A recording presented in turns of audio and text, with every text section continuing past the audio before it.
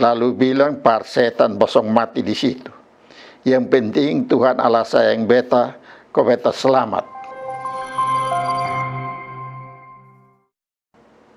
Salam jumpa lagi lewat mimbar UBB. Anak-anak milik Tuhan Yesus yang Tuhan sayangi. Hari ini kita ketemu lagi untuk berbagi cerita tentang Abraham menurut bacaan dalam Kejadian 18 ayat 17 sampai 27. Sebelum kita membaca dan berbagi cerita iman tentang Abraham ini, baiklah kita berdoa. Ya Bapa Sorgawi, berilah roh-Mu menerangi hati batin kami, supaya ketika kami membaca firman-Mu yang tertulis, firman-Mu itu menjadi firman yang hidup dan berbicara kepada kami, supaya hidup kami dituntun dan diarahkan oleh firman-Mu dalam nama Tuhan Yesus. Amin. Kejadian 18 ayat 17 sampai 27. Doa syafaat Abraham untuk Sodom. Berpikirlah Tuhan, apakah aku akan menyembunyikan kepada Abraham apa yang hendak kulakukan ini? Bukankah sesungguhnya Abraham akan menjadi bangsa yang besar serta berkuasa, dan oleh dia segala bangsa di atas bumi akan mendapat berkat? Sebab aku telah memilih dia, supaya diperintahkannya kepada anak-anaknya dan kepada keturunannya, supaya tetap hidup menurut jalan yang ditunjukkan Tuhan, dengan melakukan kebenaran dan keadilan, dan supaya Tuhan memenuhi kepada Abraham apa yang dijanjikannya kepadanya. Sesudah itu berfirmanlah Tuhan, sesungguhnya banyak keluh kesah orang tentang Sodom dan Gomora, dan sesungguhnya sangat besar dosanya. Baiklah aku turun untuk melihat apakah benar-benar mereka telah berkelakuan seperti keluh kesah orang yang telah sampai kepadaku atau tidak. Aku hendak mengetahuinya. Lalu berpalinglah orang-orang itu dari situ dan berjalan ke Sodom. Tetapi Abraham masih tetap berdiri di hadapan Tuhan. Abraham datang mendekat dan berkata, apakah engkau akan melenyapkan orang benar bersama-sama dengan orang fasik? Bagaimana sekiranya ada 50 orang benar dalam kota itu? Apakah engkau akan melenyapkan tempat itu? Dan tidakkah engkau mengampuninya karena ke-50 orang benar yang ada di dalamnya itu? Jauhlah kiranya daripadamu untuk berbuat demikian, membunuh orang benar bersama-sama dengan orang fasik, sehingga orang benar itu seolah-olah sama dengan orang fasik. Jauhlah kiranya yang demikian daripadamu. Masakan hakim segenap bumi tidak menghukum dengan adil?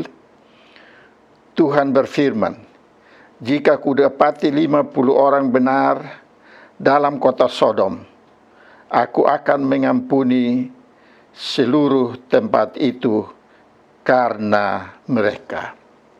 Demikian jauh firman Tuhan untuk kita. Bapak Mama sekalian, kalau kita baca kitab Kejadian mulai dari pasal 12, kita tahu bahwa Abraham dipanggil oleh Tuhan ketika Abraham berumur 75 tahun. Ia dipanggil untuk meninggalkan negerinya, hidup mengikuti perintah Allah, hidup dari berkat-berkat Allah, dan menjadi berkat bagi banyak bangsa. Abraham dipanggil oleh Tuhan untuk hidup sebagai anak Tuhan, hidup percaya, beribadah, dan taat pada Tuhan. Peristiwa ini terjadi ketika ia berumur 75 tahun.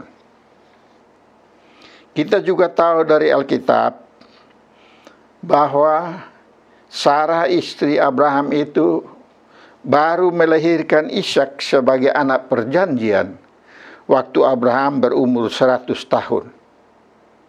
Dan dalam Kejadian 18 kita baca ketika Allah datang kepada Abraham, Allah mengatakan 1 tahun lagi ketika aku datang, istrimu sudah melahirkan.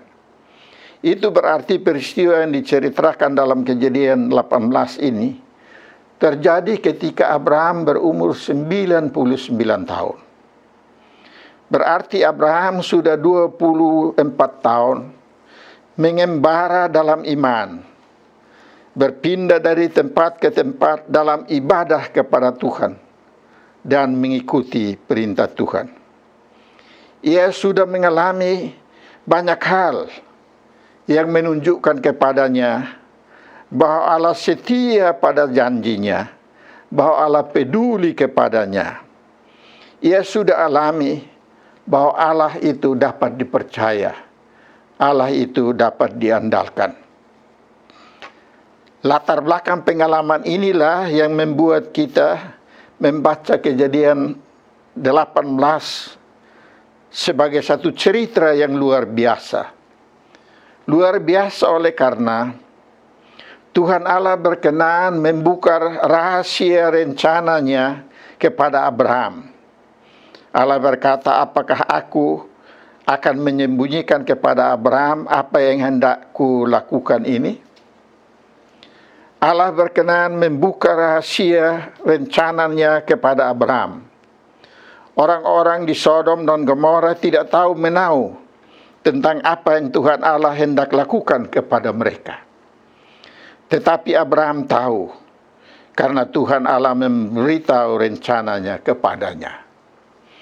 Ternyata saudara-saudara, bahwa walaupun sejarah manusia ke masa depan merupakan suatu rahasia, hari esok merupakan sebuah buku tertutup yang belum terbaca.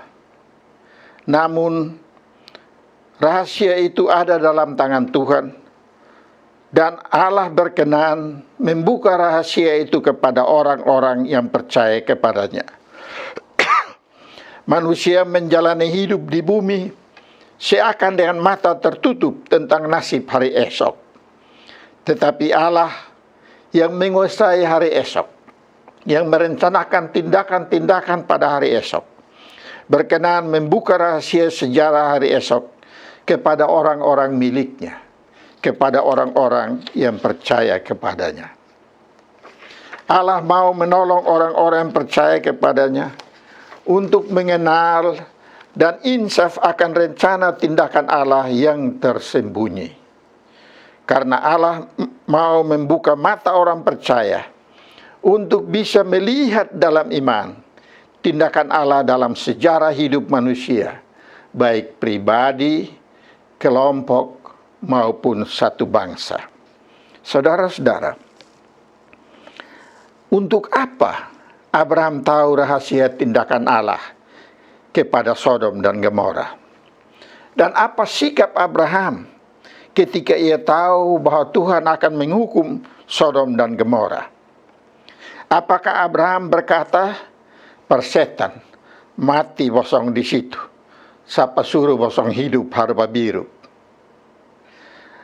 Abraham juga tidak egoistis lalu berkata, yang penting Tuhan sayang beta jadi beta selamat, bukan kebosong hidup kacau balau biar Tuhan hukum bikin mati. Dengan kata lain, kedekatan Abraham dengan Tuhan dan kesediaan Tuhan untuk membuka rahasia rencana hari esok bagi Sodom dan Gomora kepada Abraham, tidak Abraham jadikan sebagai alasan untuk sombong rohani, untuk bangga seakan-akan dia lebih baik dari orang lain. Tidak. Justru dengan tahu rencana Tuhan Allah untuk menghukum Sodom dan Gomora, maka Abraham menjadi gelisah. Dia cemas tentang nasib semua orang di Sodom dan Gomora. Kegelisahan ini kita sebut kegelisahan iman. Iman yang lahir dari pengalaman Abraham yang sudah 24 tahun hidup dekat dengan Allah, dan Tuhan Allah dekat dengan dia, membuat dia paham bahwa Allah itu adil. Tuhan Allah tidak menghukum dengan membabi buta. Dia mengalami bahwa Tuhan berkenan mengampuni orang bersalah. Pengalaman iman Abraham itulah pengalaman iman bahwa Tuhan Allah peduli untuk selalu menolong Abraham. Walau seringkali Abraham membuat Abraham berani meminta agar Tuhan Allah juga peduli kepada penduduk Sodom dan Gomora. Abraham sonde minta bilang, "Bapa beta suka Bapak hukum itu orang berdosa dong. Ma Bapak selamatkan orang yang benar dong." Tidak. Karena itu Abraham tidak meminta agar orang-orang benar di Sodom dan Gomora saja yang dilepaskan dari hukuman, dan biarlah semua yang lain dihukum. Tidak. Tetapi Abraham memohon keselamatan dan keselamatan bagi seluruh penduduk Sodom dan Gomora. Kalau ada 50 orang benar. Dengan kata lain, Abraham meminta kepada Tuhan supaya kebenaran 50 orang benar di kota Sodom dan Gomora menjadi alasan agar Allah berbelas kasih kepada seluruh penduduk kota Sodom dan Gomora, betapapun besarnya dosa mereka. Disinilah tanggung jawab orang percaya, tanggung jawab gereja. Gereja dan orang percaya tidak bisa bersikap acuh tak acuh terhadap kondisi hidup masyarakat yang rusak. Orang percaya tidak bisa berdiam diri menghadapi bencana-bencana kemanusiaan karena ulah dosa manusia. Lalu bilang, "Par setan bosong mati di situ. Yang penting Tuhan Allah sayang beta, kau beta selamat." Orang yang percaya mesti peduli. Hatinya dan imannya mesti gelisah. Kalau dia tahu bahwa ada bahaya yang mengancam manusia karena ulah dosa manusia. Orang percaya mesti berani hidup dengan iman yang gelisah.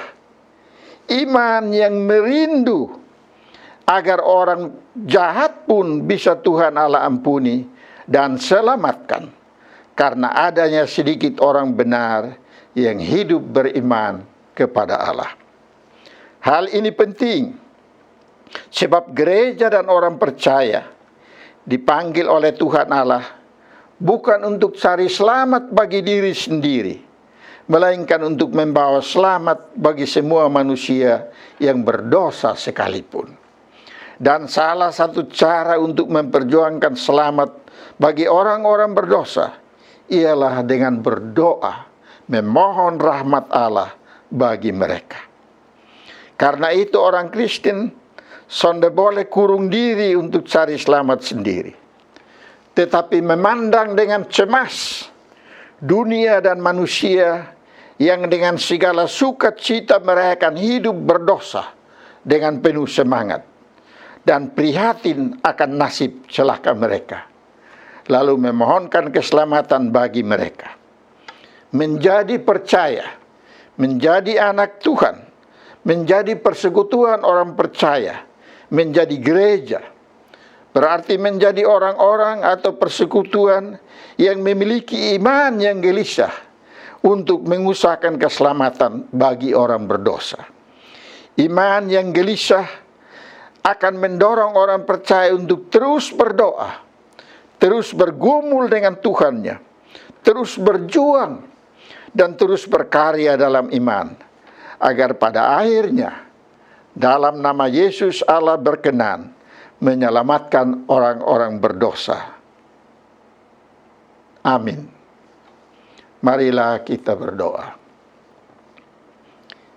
Ya Bapa, berilah kami iman yang gelisah seperti Abraham, supaya ketika kami memandang manusia yang berdosa dan terancam hukuman, kami tidak bangga dan sombong rohani untuk diri kami, tapi kami berjuang untuk keselamatan mereka yang Engkau kerjakan bagi mereka oleh belas kasih-Mu dalam nama Tuhan Yesus.